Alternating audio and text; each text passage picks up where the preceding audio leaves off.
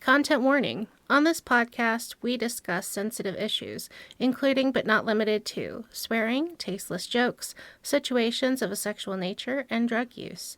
This podcast is not intended for children.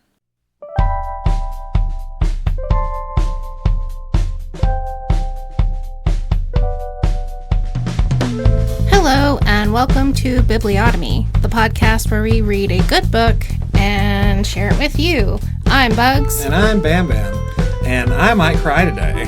I was warned that this is good and sad. Sure is. I'm doing The Fox and the Hound by Daniel P. Mannix. And I never saw that movie. Well, it doesn't fucking matter because they're nothing alike. Okay. I had heard that the book was nothing like the movie, but I'm coming in basically knowing it's about a fox and a hound, which is a dog. Yeah. So the book was written in 1967. The movie was made in, I think, 73? Okay. What kind of trigger warnings do we need? Trigger warnings are animal death and pet death, specifically dogs. Fair amount of dogs die in this. Is there animal cruelty? Yeah, I think there's definitely just broad animal cruelty, just mostly between animals and stuff, but yeah, definitely some at the hands of people directly, I think. So, yeah, that's the trigger warnings for this episode. Definitely not going to beat the lonely man story allegations on this episode. How many versions of White Fang can you find? I found as many as I possibly could. And you come here to have your therapy session about it. Yeah. So I loved the Disney movie as a kid. The Bluth style of animation is always going to be just how animation is supposed to be for me. Right. That's just how cartoons should look. Right. But this super isn't the same story. It is what Disney based their movie on, but the original story is quite different. Honestly, it's the worst kind of adaptation, in my opinion. More like a remix than anything else. They took some recognizable moments and restructured it into a story about friendship. Oh. This story is a little more like, if you've ever watched like a wildlife documentary, from the perspective of the gazelle. Oh. And it escapes a lion. You think, yay, the gazelle is safe. But oh no, we switch perspectives to the lion. And it says, oh no, I'm going to die now. Yeah, she and her cubs are going to starve now because she missed that gazelle. Kind of like that. We follow two perspectives throughout the story, that of Todd the Fox and Copper the Hound. And this time they aren't going to be friends at all. They actually kind of hate each other. Oh. Then, at the end, you find out the story was setting up an overall message the entire time. Equal parts well-written and brutally realistic. So, be ready for that. Yeah. We begin with Copper the Hound. He is one of about a dozen hounds that belong to the Master. The Master never gets a name. No human in the story does. Oh, okay. To Copper, he is the Master, and to Todd, the Fox, he's the hunter. Right. And from Copper's perspective, he's got names for all the different smelling people. He's very smell-oriented because, dog. They meet some cops, and all the cops have, like, leather boots, and they've got, like, a lot of leather equipment. So he thinks of them as the leather-smelling men. Right. And this was written in 67, so, small-town cops in that era. So a little different from, I guess, today's idea of cops. Like, we could think more of Mayberry. Yeah, definitely Mayberry would be a lot more close. We also never get dialogue from any of the people in the story. The animals will hear people speaking, and often they understand by tone what someone is saying, or, watching what they're doing, and, they'll know what they want. Kind of like how a dog just picks up on your body language. Or tone of voice. Yeah. Yeah. The first chapter is used to establish how animals see the world a bit differently. Copper can physically see, but his perception is much wider because of his sense of smell. Quote, If his eyes were weak, his nose was quite another thing. Lying on the hill, Copper could tell fairly well what was going on in the world around him. At every moment, dozens of distinct odors were pouring into his nostrils. The great majority of them the Hound ignored as meaningless. Flowers, grasses, trees, the other dogs, activities in the cabin, these meant nothing to him. A distant herd of deer passing through the woods, a stray dog, a human stranger, even a pheasant, goose, rabbit, or raccoon, caused his nostrils to twitch as he took pains to separate the important scent from the mass of others. So Copper is half bloodhound. Okay. So in this story, he's kind of like a detective character. He puzzles out where a line of scent has gone or what trick has been pulled. A lot of the story structure is built just on that concept. We follow Copper on a hunt as he figures out the trail. Then we switch to Todd the Fox, and we learn what he did to confuse his pursuer. Oh. So, kind of like just over and over again, games of cat and mouse, like kind of gamifying, trying to figure each other out, like all the time, learning new tricks and figuring them out. It's fun. Mm-hmm. But in this first chapter, Copper is being used on a manhunt. The men give him a scent to follow. We see some hunting dog methods. Like when the trail gets confused somewhere, a method to pick it back up is to make an increasingly wide circle around until you find where the scent comes out somewhere else. Oh, okay. Mm-hmm. Eventually, they find the man that they're looking for, and he's laying dead. Oh. He's been mauled to death by a bear. Oh, okay. Mm-hmm. So a manhunt, like he was a criminal and they were looking for No, him? like they just lost track of him. Yeah. Oh, okay, he was missing. Mm-hmm. You said manhunt, kind of yeah, like that does kind of imply and that. You had been talking about police, so I thought he was like... Yeah. No, it was just someone who had been, I presume, missing. Again, no dialogue. And the dogs don't really understand or care how the people are to each other. Mm-hmm. Okay. So, yeah. All we know is that he got mauled by a bear, but this sets them up to go on a bear hunt now. Right. And we get to see a bit more of the hunting style of the time, specifically how the dogs are used. Mm-hmm. Quote, to Copper's inexpressible delight, he was selected. The master also took Red, a young, heavy-coated July hound, and Ranger, a buckskin Plot who is known as a fighter. And for me, this is very fascinating. The style nowadays is more to pick dogs by, like, personality, like how well they work together. Mm-hmm. Because you've done hunting with dogs. Yeah. I never have. I had scent hounds as a kid. Right. So I think this is really neat. So the style now is, generally just having less dogs. So you have, like, some good generalists. You might have, like, one or two dogs that run together well. But going by this, it seems like the style at the time was a little different. For this hunter, he has a battery of dogs, and that seems to be the style at the time. And they're all for completely separate purposes based on breed. A July hound is a kind of fox dog, which is, a sight hound. Plots were originally bred as bear and boar dogs, so it makes sense as to why that one's the fighter. Can you just briefly explain how you hunt with dogs? Like, I know that you are hunting and you have dogs with you. I don't understand, just what are the steps when you are, you say you want bear, but your dogs go and smell a beaver. Like, how do your dogs know what you want to go hunt? And, do you have them on a leash? Like, what are you doing? I don't understand the process. So, in the case of earlier with the manhunt, Copper was on the leash the entire time. Okay. So a man is holding him on a leash. So, depending on what the particular case is, because later he does the same thing. He holds him on the leash while he's looking for one particular fox, which we'll get into later. So it's just kind of use case a lot of the times. But for this one in particular, the bear that they're looking for, they just let all the dogs loose. They do hold a couple of them back because the use case for a couple of them is just to run the bear to ground. So the dogs come back when you call them, or they're just chasing the prey and you're chasing your dogs? Mostly you're just following the dogs. The book does really well in setting up how the process is done because the dogs have different barks. And, it's kind of just a blend of you getting to know the dog because not every dog will bay the same to send the same message. So it's a lot of you knowing your dog and interpreting it.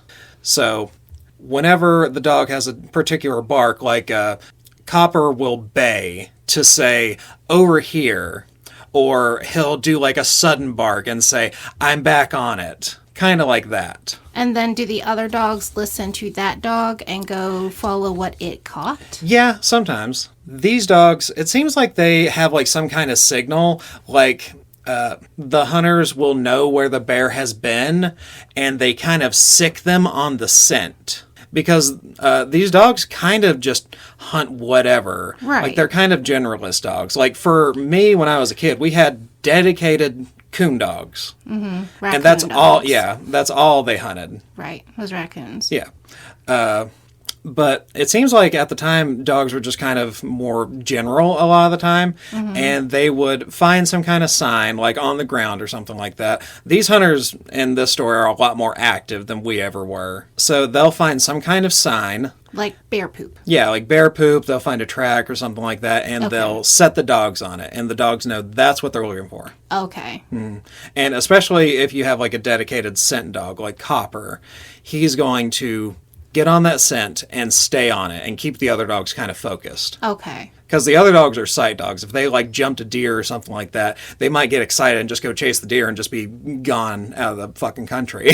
So you have some that are specially trained with their noses or bred for it, and then others can see and know what the thing will look like. Well, it's not really that. It's just that like the sight hound is much more focused on physically seeing the thing. Like the scent hound is going to have his nose to the ground. He's not going to be looking around for when the thing is like nearby. He's getting near it all the time is, you know, the idea, but he's not looking for it. He's focusing on the smell.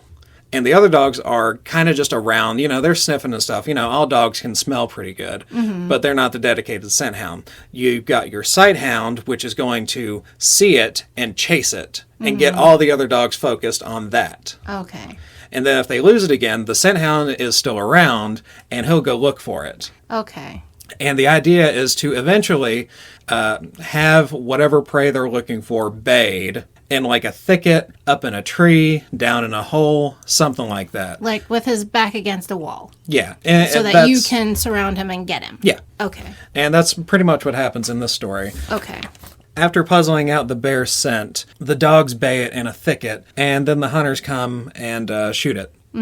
Quote, when it was all over, Copper lay down with a delicious feeling of satisfied exhaustion.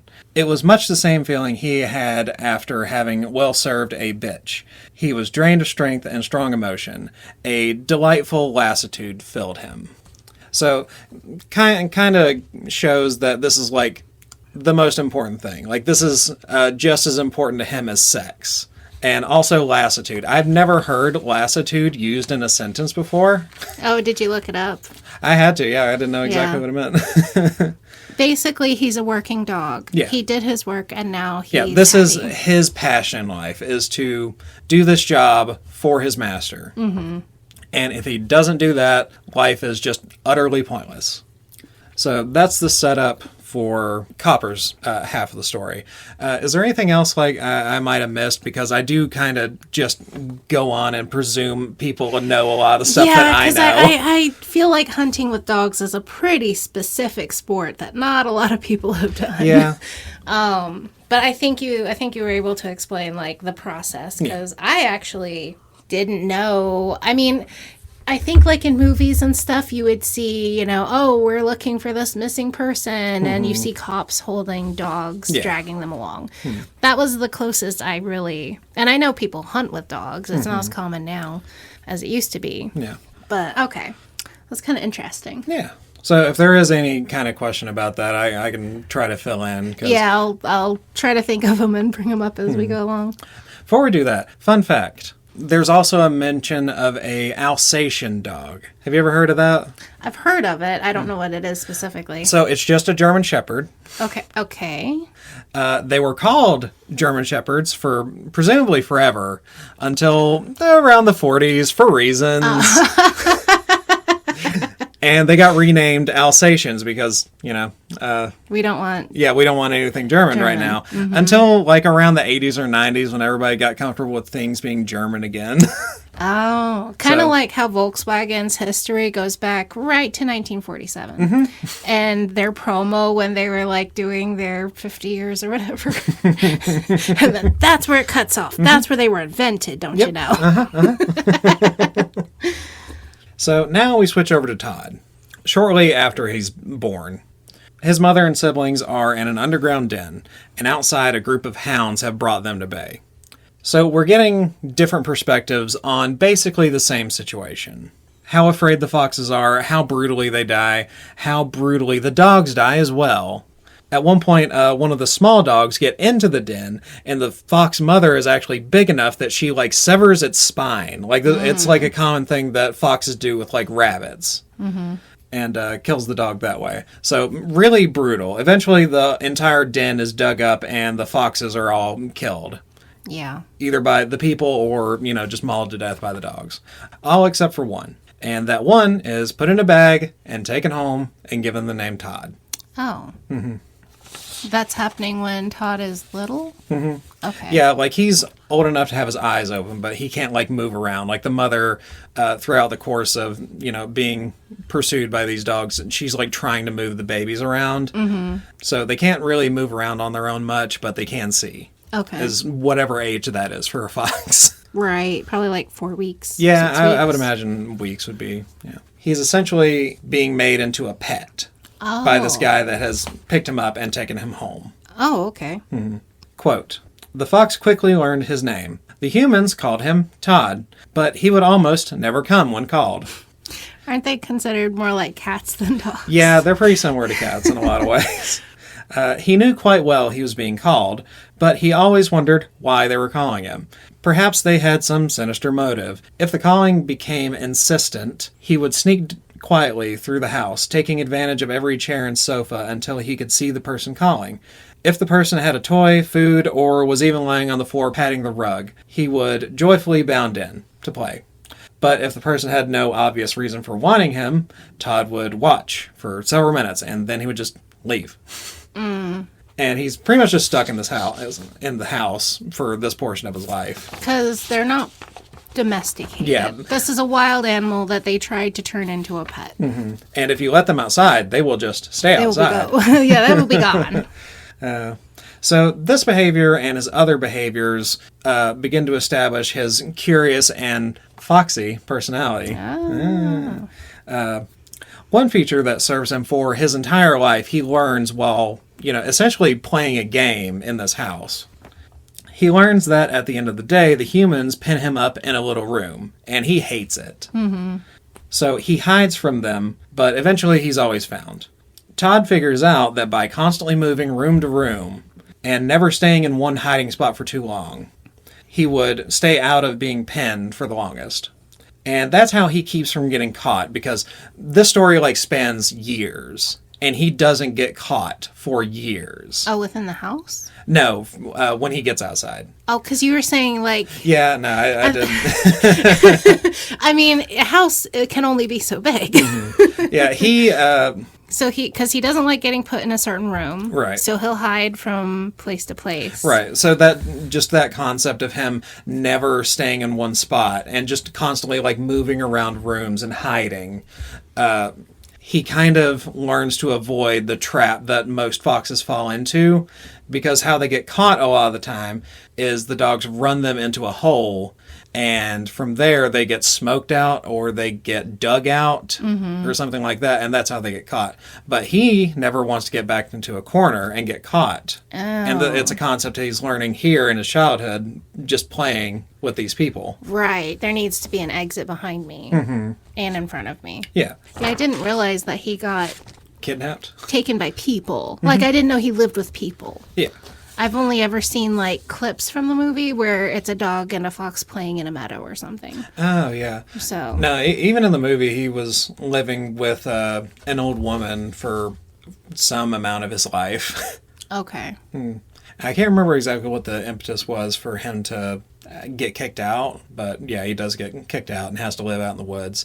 In this story, even that is different because, they want him, they start letting him outside and he like explores around and he starts spending like increasingly more time outside and very occasionally comes back in less and less over time. Okay. Until he's just outside forever and never comes back to him. Right. And he is just a regular outdoor wild fox now. Okay. So, also much like a cat, he has taught himself to hunt. He's living off of mice. He's finding out that he can eat like certain grasses and stuff like that. It's actually kind of neat because he does bring up like sawgrass and stuff like that. Foxes will eat, and it helps to get rid of worms.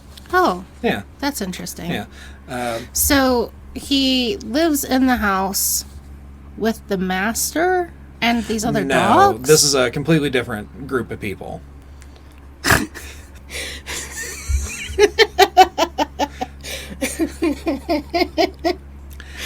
Okay.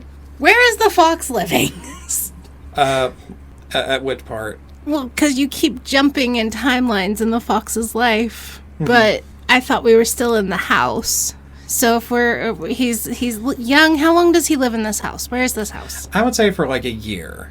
So when he's basically a baby, Yeah. and then getting to adulthood, like maturing to reproductive age. Yeah, roughly. And in this house are people that play with him and want him as a pet. And then he escapes? They just start letting him outside. Okay. And for a while, he comes back in at night. Okay. But eventually, he just starts spending increasingly more time outside until he just stays outside forever. And they can't get him back. Or they don't want to. I don't know if they care because it never says anything about them trying to. I think he just starts to leave and they just kind of accept it. Okay. So, yeah, eventually he just gets outside and stays outside forever. But from living in the house with the humans, he learned to not allow himself to be trapped in corners. Yeah. Okay. It's setting up, like, skills that Todd is going to use. And it's also, like, you're learning alongside him why he acts the way he acts throughout the story. Okay. So he's a unique fox. I mean, he's not terribly unique. I think the author goes through great stretches to say he learns like any other fox. He's got like he's got like one leg up in that he's not really afraid of people, and he's got a little bit extra experience in like not making like the classic blunder of letting yourself get cornered. That's or making land war in Asia. Or making land war in Asia. I should have known as soon as I said classic blunder.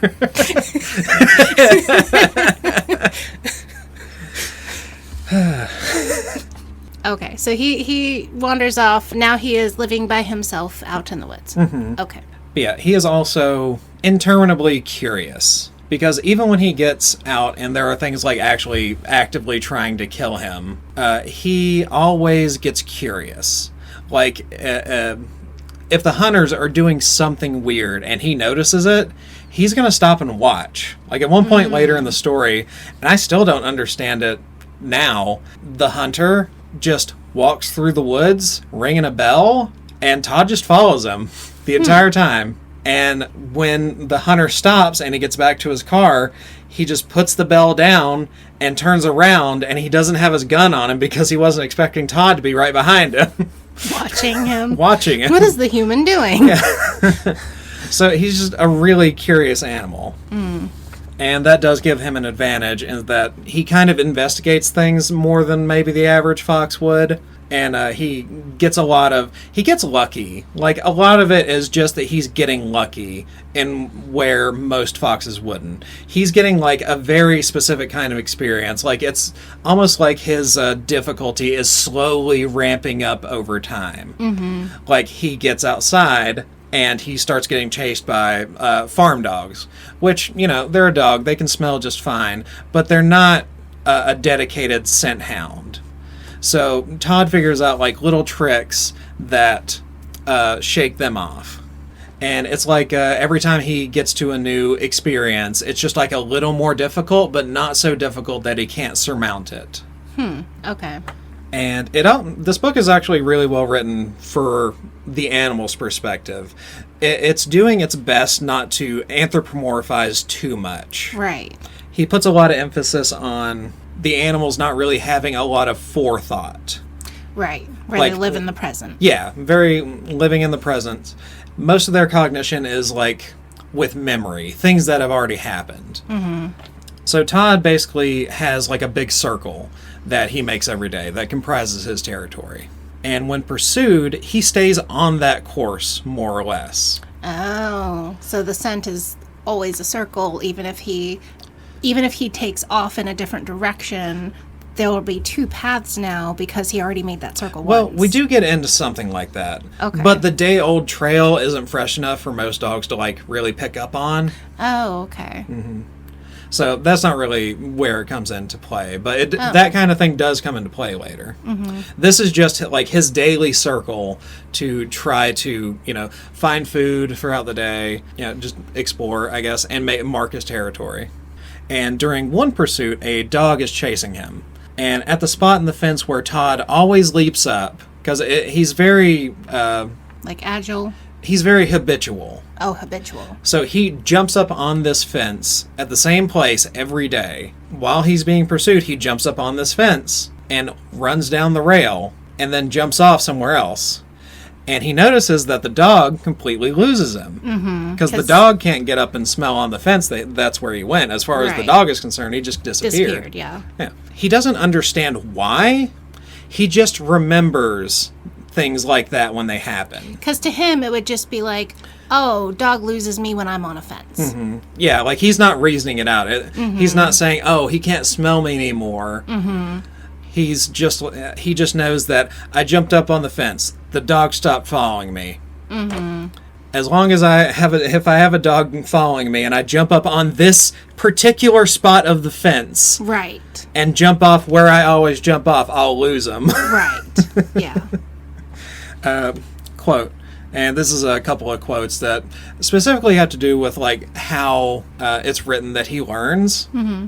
Quote, Todd made no attempt to understand why a certain device succeeded or failed. If it failed, he abandoned it. And if it succeeded, he meticulously duplicated the same pattern in every detail over and over again. Second quote, it did not immediately occur to him that any fence would do as well. He always went to the same spot. Right. And final quote, he was not analytical. Once he threw off two dogs by running across a newly plowed field. And from then on, he always cut across that field when chased. He could not understand why, when wheat started to come up in the field, the trick no longer worked, and the dogs could follow him easily. Mm. However, he still continued to run the field because of the original success. So it's not like learning the way we think of it. Right. It's more like trial and error learning. It's almost more similar to like machine learning, a little in like one aspect. It's kind of like putting mice in a maze, and then once they figure it out, they can do the maze. Yeah. But they're going back and forth in every little nook and cranny until they figure it out. Yeah. So Todd is not like a reasoning animal to the degree we are. Right. But he is an animal with recollection. He doesn't understand, but he does learn. Mm-hmm. So very well set up to describe animal learning and how different it is from people. Yeah. And it seems like it was really important to this author to set that out. Yeah. Now, to set up the hunter's motivation. Earlier, during the bear hunt, one of the master's dogs, named Chief, saved him from being mauled by the bear. Saved the master? Mm-hmm. Okay. So now he's the favorite dog. Right. Copper's big mad about it. Uh-oh. So one night, Todd comes by the cabin. He has made a habit of standing right at the edge of the dog's chains. Much like a cat will do. Yeah. Just to taunt them. Yeah. And the dogs just go fucking insane. Or how siblings do to the other sibling and saying, I'm not touching you. I'm not touching you, yeah. Exactly like that.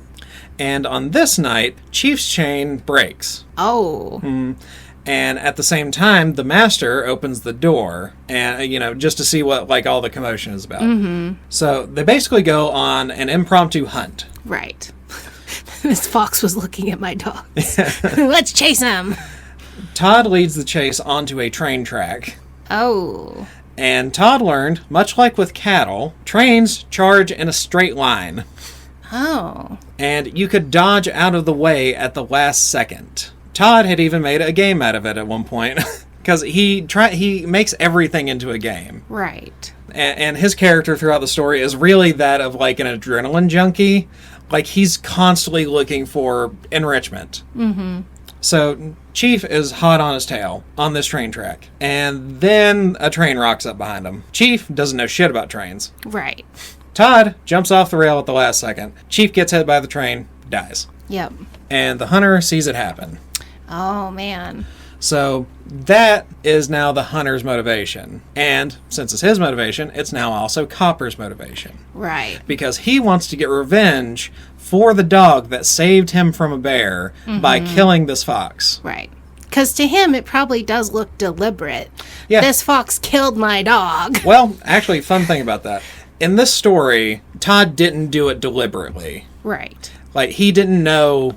He had done, like, a similar trick earlier before this with cows. Set up his trail to go through a cow pasture so that the dogs would run into a bunch of cows. And the cows would run them over. Right. So, he probably didn't know it was going to die from getting hit by a train. Right. And that's why I was saying to the hunter, it probably looked deliberate, though. But the author made a note at the end of the story where he got a lot of the inspirations for these little stories.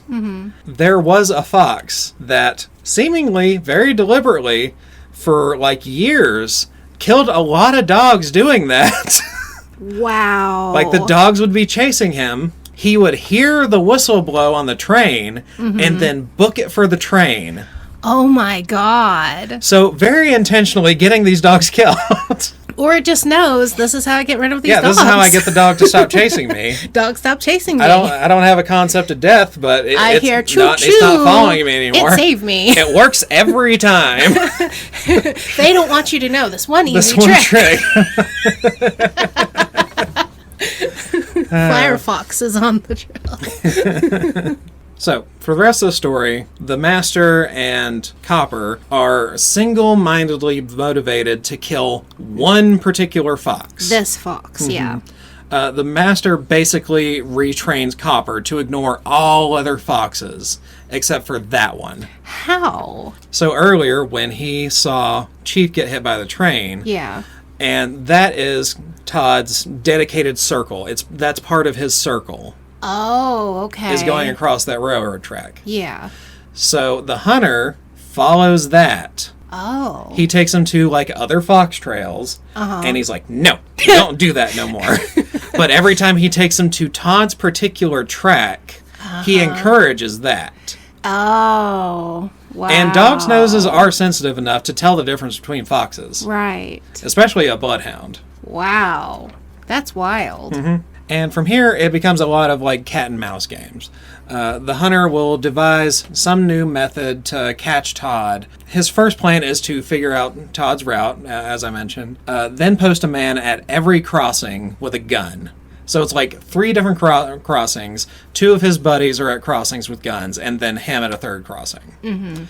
And he has let Copper out somewhere else to chase Todd on that trail toward them at 3 different spots. Right. So 3 chances to catch him while he's coming across these trails. And thanks to a little luck, again, because Todd does just survive on a lot of luck a lot of the time, and the laziness of the hunters, Todd narrowly escapes. This first hunt is the first time Todd has truly felt in danger of his life, or for his life. Right. Copper is a hound with like years of experience at this point, and Todd is just like 1 or 2 years old at this point. Okay. Clever enough to get by at the moment, but hasn't been... No one has dedicated no one's really challenged their him at that lives point. to chasing him. Yeah. And Copper is a really dedicated dog. He's a really talented scent dog. At one spot, Todd runs around in circles to kind of make a tangle of scent so that the dog has to spend a lot of time sitting and working out the big tangle of scent. And that gives him a lot of time to book it and take off further. Okay. And get away. Gotcha. But Copper already knows this trick. Oh. And the solution to this trick is to make a big circle around that big tangle and find where it comes out. Oh, okay. So it gets to set. It wastes a lot of Todd's time and it saves Copper a lot of time. Oh, no. So it gets him a lot closer. Oh, no. And over the course of the story, they both learn like several more intricate derivations of this trick and solution. Like Todd doing the tangle, but coming right back out on his original trail. Oh, okay. Following that for a little bit and then splitting off in another direction. Right. Or like he'll learn to like leap away from that original trail so that there's a break in the scent. There's some space.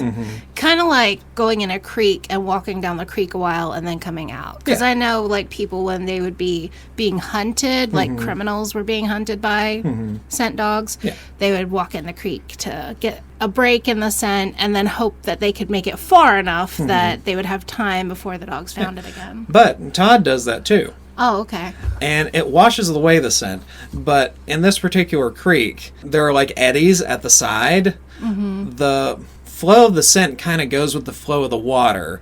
So Copper's solution to that is to smell at the edges where the water is calm and get like little bits of scent. And he just follows the creek down until he finds where Todd came out at. Oh, okay. So for every little trick that Todd pulls, Copper eventually, sometimes he's a little slow about it because he's not an incredibly quick dog, but, you know, just through den of him just constantly working at it, he figures it out eventually. Right, because he is also learning the same way Todd has learned. He's learning how to pursue this fox and gaining experience doing that too. Yeah. And since he's not working doing other hunting, he has a lot of dedicated time to focus on this. It's really neat to me. Like they're just kind of sharpening themselves on each other until they're basically all just fucking razors. Right. The hunter tries several different methods with his dogs, using more dogs, using sight hounds, endurance dogs, like trying to run him to death. He also tries traps. Right. Traps that Todd watches him set. Unbeknownst to the hunter. Right. So after he leaves, Todd is able to like carefully set off the trap. Again, it's not like he watched how the device was set and therefore knows how to set it off. Right. He just knows to be cautious. And I think at one point he had seen like another animal set it off. Oh, by just stepping on it. Right. And getting caught. So eventually he figures out that by going under the trap and moving it, he can set it off and not get caught. Right. And this is like a, do you know the like foot traps where it's basically like a little pad with the bait on it and then they step on it and like these two jaws come up and grab their feet? Yeah. It's those kinds of traps. Oh, okay. Because there's also the ones with the rope that's like in a little hoop, like a little loop. Yeah, that's a snare. And it's attached, snare. And it'll bounce up on the little tree and hang them up. Okay. Yeah, we don't use snares in this story, though. Oh, okay. It's just, mostly just the foot traps. Gotcha. But they are trickily set foot traps, eventually. So Todd figures out these foot traps. But the hunter is also learning in this scenario. Right. So he sees that all these traps are set off. And and there's no one in them. Right. So he doesn't know exactly how. But, you know, just by like messing around with things and playing with how the traps are set, eventually he sets the trap upside down. Oh, with the bait on it backwards. So Todd, doing his trick, goes under the trap, tries to set it off safely, gets caught. Oh, no. For like a second. But again, he gets lucky because since the trap is pointed to the ground, it can't actually scoop the way it would if it was right side up. Well, if it's a powerful enough trap, it can. But in this case, it snags a rock and doesn't completely catch Todd's paw. Oh, okay. So, again, he gets lucky and gets the opportunity to learn. Right. How would you go under one of these? Because I thought they would just sit flat on the ground. Yeah, well, they're usually set on top of leaves and stuff like that. But, you know, they're not going to... he can tell where the metal is just by the smell, because he can Right. smell the iron. Yeah. And he like digs his paws under like the leaf litter or the dirt or something like that and goes under the trap. Like with his whole body or just his Just feet? his paws.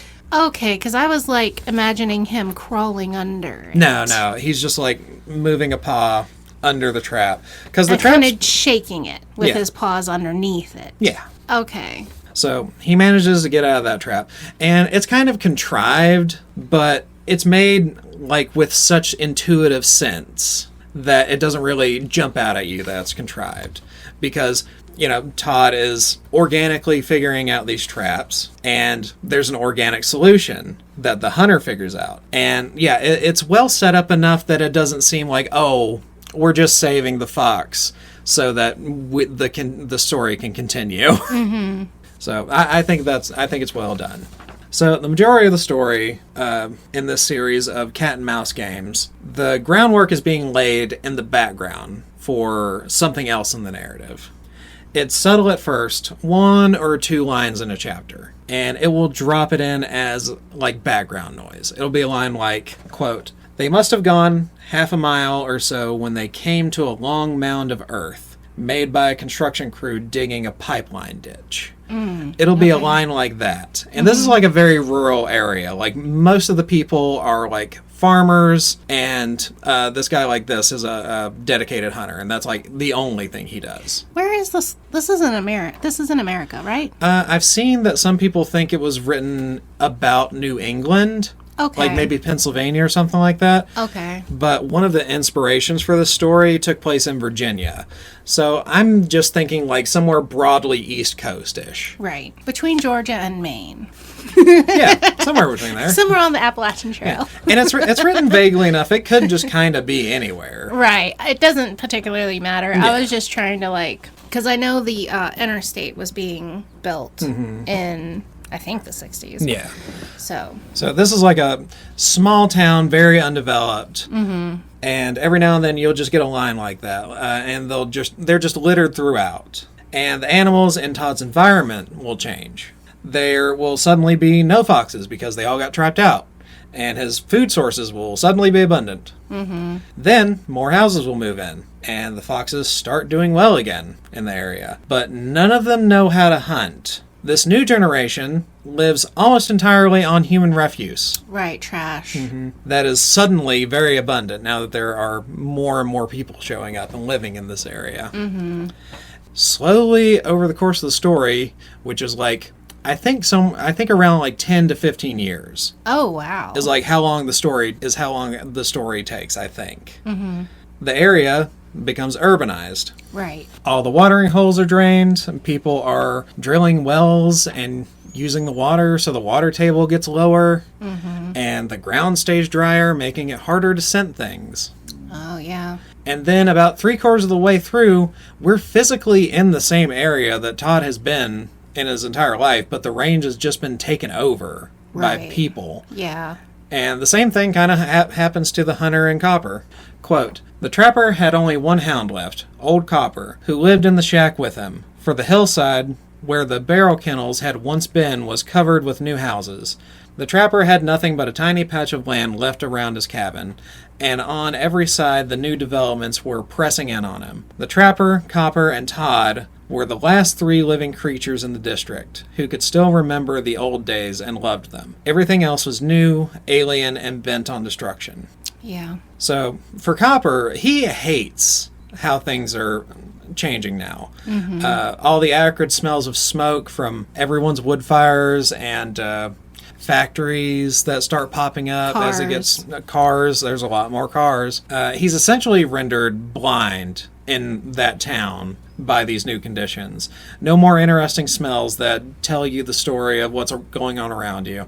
And what's worse is there's no more room left for them to hunt. Mm-hmm. Every time they do go on a hunt, they tend to be ran through people's yards and in communities and cause fights with other dogs and just stir people up in general. Right.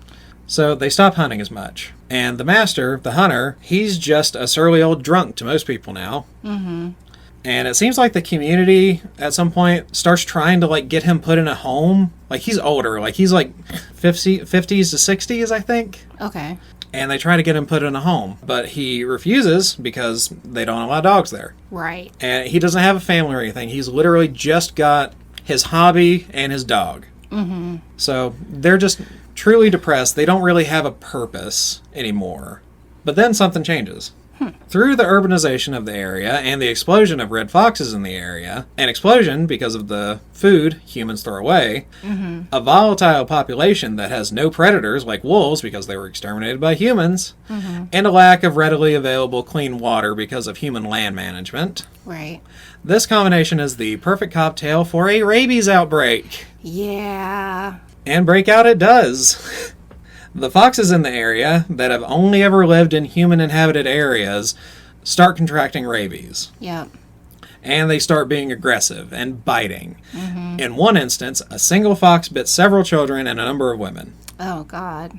This puts sudden demand on the hunter services again. Not really hunting anymore, which he still does some. Exterminating now. That's the name of the game. Right, because they're like, this is a threat, get rid of it. Ignore everything we did over the last 20 years. Yeah, to make the environment worse, to cause all of this. Yeah.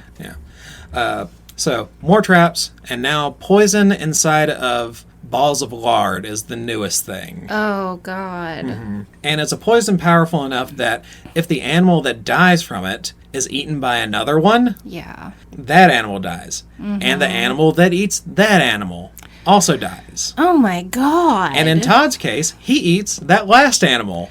And he's sick for 2 days, like blood vomitingly sick. Oh, my God. And there will just be like rings of dead animals that, eat this. Because it's an indiscriminate poison. Yeah. Lots of things eat lard. Many things like fat. Yeah. And you know what else eats lard? Dogs, cats, bears. Children. Oh, my God. So, after the vast majority of the foxes have died now, no one has seen a rabid fox for like a while. The story is kind of weird in that this part of the story is a little weird because it seems like someone just threw out pork cracklings is the wording that it uses. And Todd sees this. He sees the pork cracklings on the ground. He's already learned, don't touch the fat that's laying on the ground. It's poison. You'll die.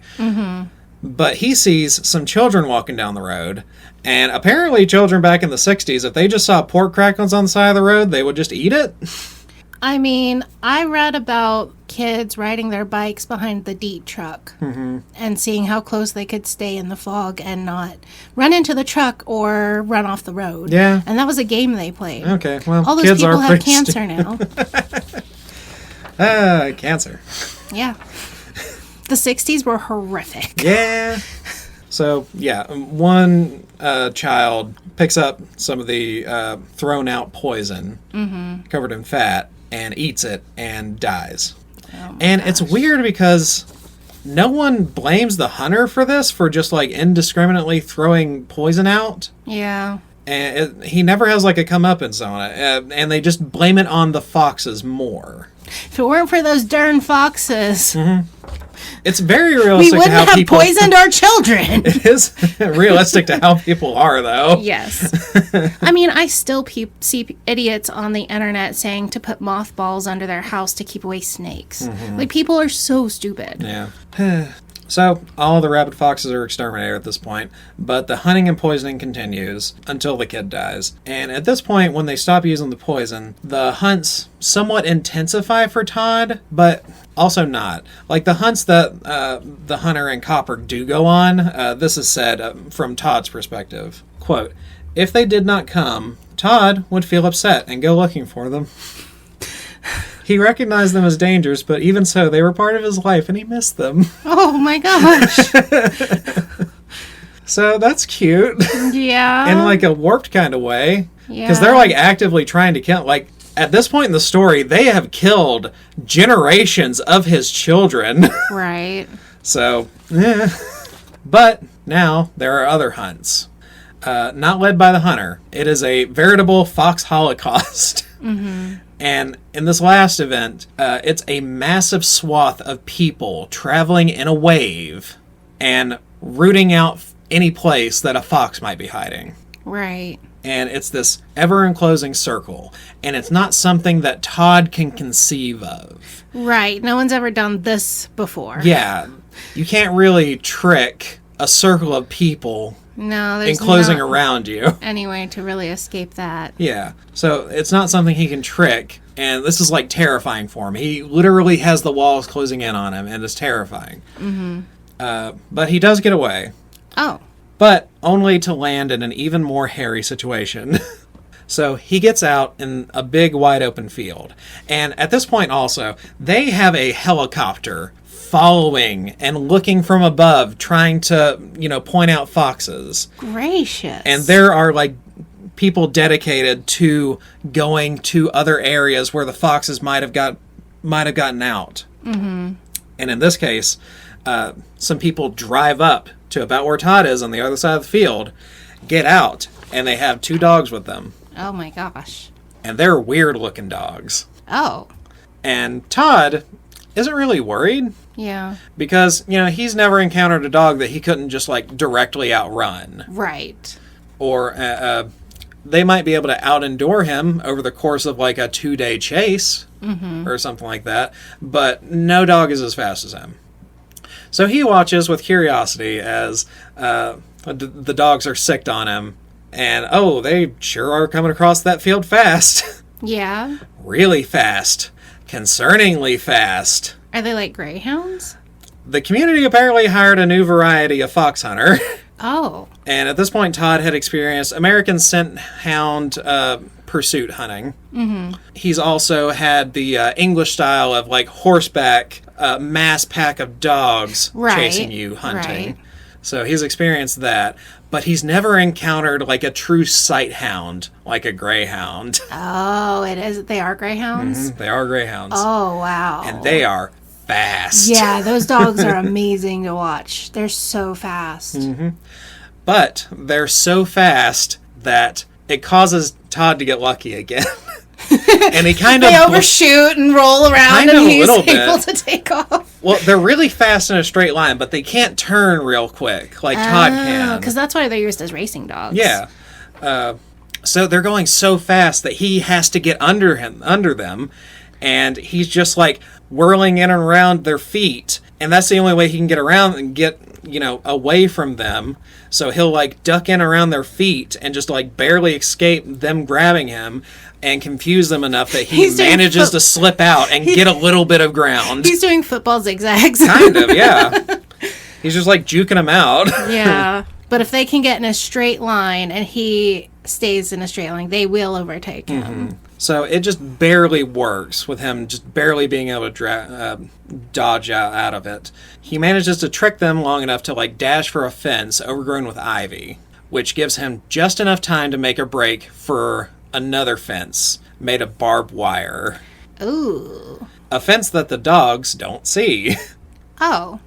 Oh, because it's like thin because of the metal or what? Yeah, it's just wire. And I guess they just don't see cattle it. wire. Like 2 strands of barbed wire. Mm-hmm. Gotcha. Yeah. So the dogs don't see this. Oh, no. And they are booking it. Oh, no. Quote, Todd saw him hit the almost invisible wires, rebound from them doubled up like a ball, and fall helpless with a broken back. Oh, gosh. The white bitch saw the danger at the last instant and tried to turn, her whip-like tail thrashing as she twisted. Todd saw her hide and saw gashes flash up along her white coat as she screeched in pain. Oh. So, again, just by pure luck, he gets out of this. One of my first times bicycling, went down a hill and went into a barbed wire fence. That sucks. I was 5 and I remember it very well. I had to use like 10 Band-Aids. Those things hurt.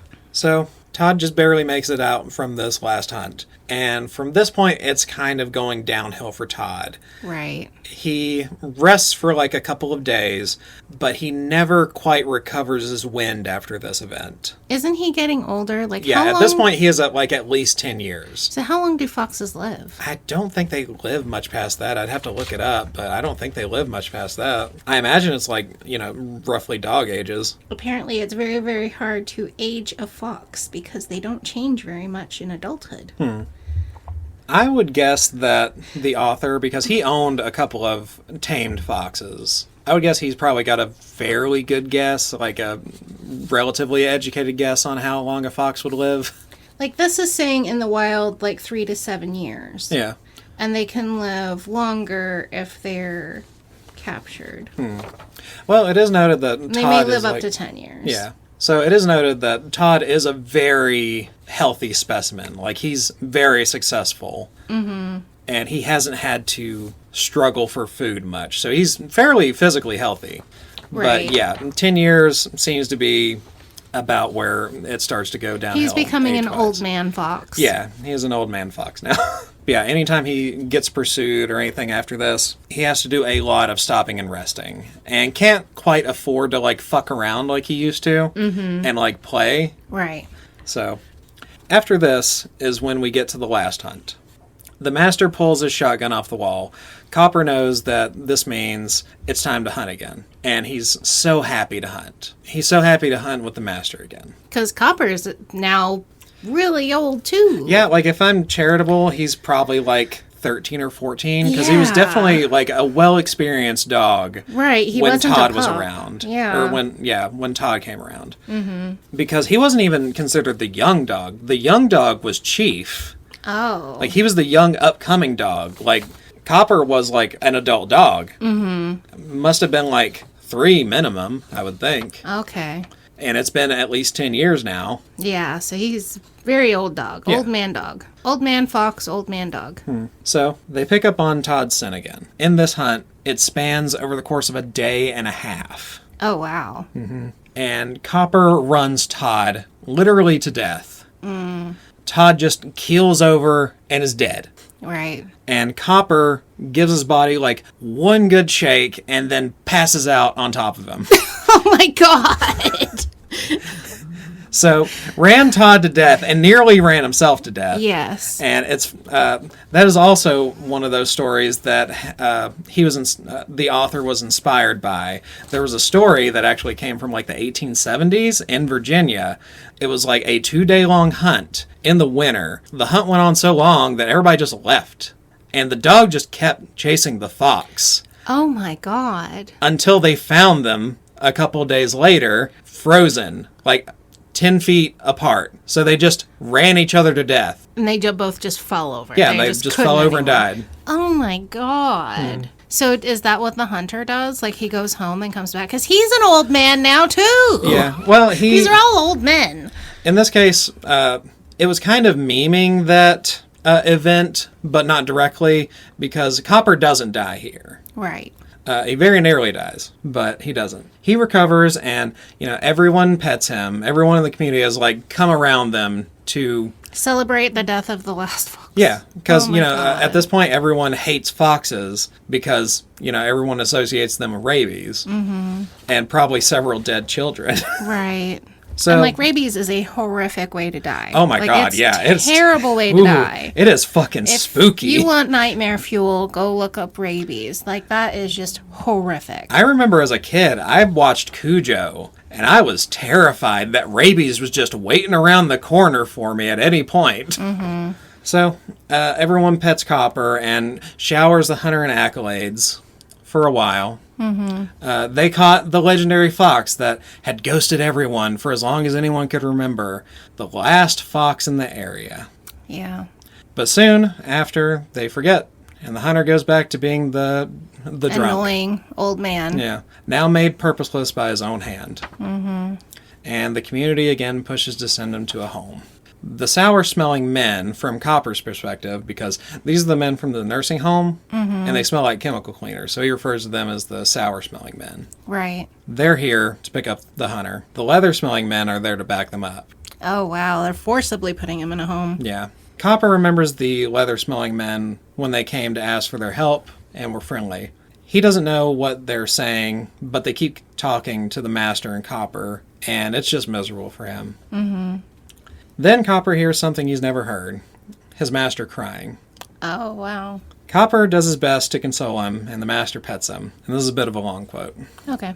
The master went to the wall, took down the gun. Copper barked and cavorted happily, and leaving the people, they went outside. The master led him a little way from the cabin, and sitting down beside him, Copper licked his face and whined. They had killed the great fox, the fox that had eluded them for so many years. Now they were together again, and happy, for nothing could separate them. The master made him lie down, and then held one hand over his eyes. Jesus Christ. Copper lay trustingly and contentedly. He did not care what happened as long as he would never be separated from the master, for he had killed the great fox, and in this miserable, fouled land, there was no longer any place for a fox, a hound, or a human being. And that's the end. Yeah. So he puts down his dog. Yeah, he has shoots to the go dog. on the home. Yeah. I didn't cry.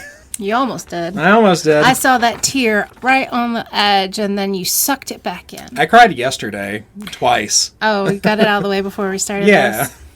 So it ends with this kind of depressing environmentalist message. Mm-hmm. When people scourge the land with little care for consequence or responsibility, in the end we all lose. Yeah. Dogs, foxes, and people. Mm-hmm. And it also kind of gives another message to me anyway. It's the loss of like a kind of subculture. So as you know, when I was a kid, we had scent hounds. We're hunting raccoons. Right. The way the hunters were in this book were so different from us, the way we did things. Mm-hmm. They simply knew a lot more, like the way the scents lay depending on the weather, like a north wind being better for the scent because the colder northern air traps the scent closer to the ground for the dogs, and a southern warmer wind does quite the opposite, makes the scent rise and could rise above where the dogs can smell it. And I'd never heard of any of that kind of thing. Like, it just wasn't a thing that people in the community that, as I knew it, considered and thought about. Right. But it was clearly something that was known back then when this was written about, and just over the course of time has just kind of been lost as the sport has slowly lost popularity. Yeah. Because I don't know anyone who does it anymore. Yeah, like... I know there still are some people, but it seems like less and less every year. Yeah, I don't know if people do it in this area at all. And every year it slowly dies out, and more wooded places I remember exploring as a kid become more urbanized. And to be clear, I am not against urbanizing. Mm-hmm. I think it's important for people in communities to have resources like Dollar Generals. You know how Dollar Generals just pop up fucking everywhere. Yeah. I think they're broadly a good thing because they're providing access to food deserts in a lot of places. Sometimes I just feel like I turned around for a little while and all the things I used to love started to die. And maybe if I had kept those hobbies, they wouldn't be gone by now. And again, to be clear, I don't want to do those hobbies anymore. I guess it's like pulling up a nostalgia of a different time. Kinda. But yeah, I don't want to do those hobbies anymore. I no longer take joy from killing small animals. I've grown a great respect for raccoons. I think they're a neat little animal. Yeah. And at this point, it would hurt me to kill one now or to watch a dog tear one apart. And I don't know. There's a lot of unsettled feelings with that for me. Right. And it's like just a small part of my personal culture that back then was dying and even now seems like it's still dying. And it's just that way of just interacting with nature is just kind of dying. Yeah, where everybody is just in their AC'd houses and not even interacting with the broader world, even if it was in this kind of destructive way. Yeah. And back then it seemed like environmentalism was more of a broad concern for everyone. Like, it wasn't just like a progressive issue. Like, it was something even the conservatives could get behind because, you know, a lot of people liked hunting, and hunting was just a big part of the tradition for a lot of people. And now it just doesn't seem like it's anywhere near as important to people. Yeah, it got politicized to where it became bad. So even if you're someone who generally hunts and enjoys nature, you're kind of put in this polarized position to where it's something you love, but you also have to hate caring about it. Yeah. And that was something that always fucked me up as a kid. That's something I experienced with right-wing extremist Christians. Of environmentalism, there's no point to it because God is going to come back and destroy the world and burn it up and create a new one. So there's no point taking care of this one. Yeah. And if you do take care of this one, you're kind of like rejecting God returning soon. You're only caring about this material world. Yeah, and that's bad. And so, like, I didn't care about the environment then either because it was like, well, Jesus is coming back next year, so Yeah. why do I care about the rainforests and the Amazon? Yeah.